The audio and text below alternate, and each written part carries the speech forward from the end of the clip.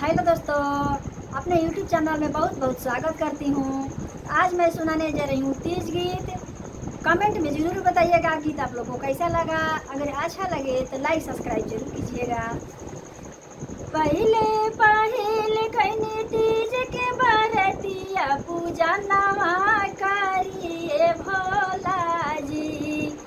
पहले पहले कहीं तीज के बरतिया पूजा नवा करिए भोला जी।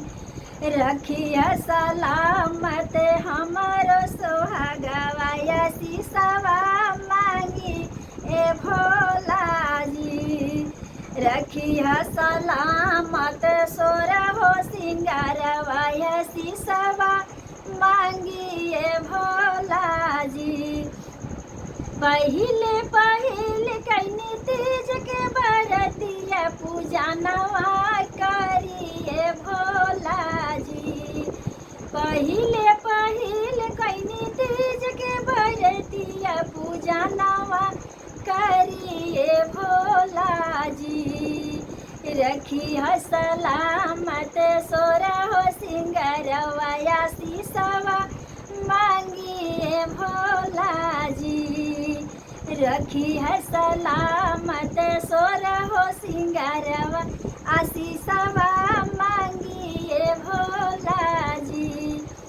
धूपे बत्ती बारी आरती उतारी मंदिरवा तोरे भोला जी।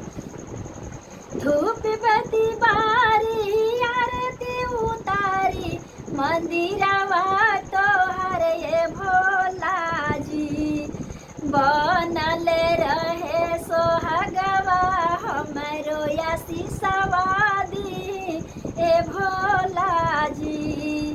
बनल रहे सोहागवा हमरो शीशवा दी ए भोला जी। जैसे लगवनी गौर से प्रीतिया छूटे न कबहू साथ जी। जैसे लगवनी गौर से प्रीतिया कबहू न छूटे साथ जी।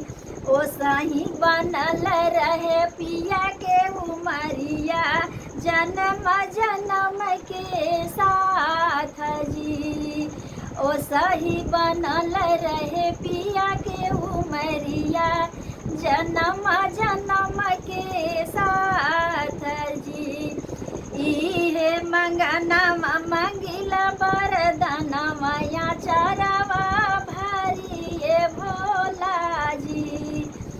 इहे मंगनवा मंगिला वरदानवा चरवा भरिए भोला जी।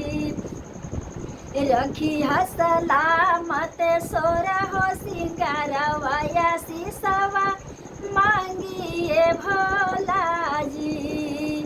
रखिया सलामत सोरहो सिंगारवा शीशवा मांगिए भोला जी।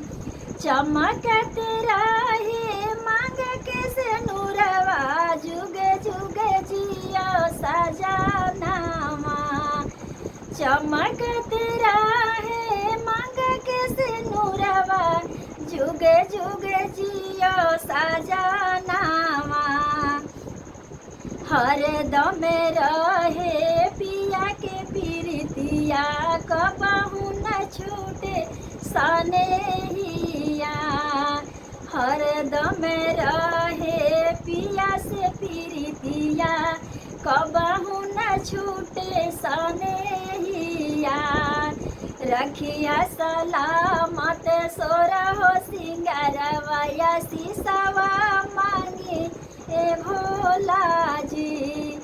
रखिया सलामत सोरहो सिंगारवा शीशवा मांगिए भोला जी। पहले पहले कहीं तीज के बरतिया पूजा नवा करी ए भोला जी। पहले पहले कहीं तीज के बरतिया पूजा नवा करी रखी है सलामत सोर हो सिंगारवा आशीषवा मांगिए भोला जी। रखी है सलामत सोर हो सिंगारवा आशीषवा मांगिए भोला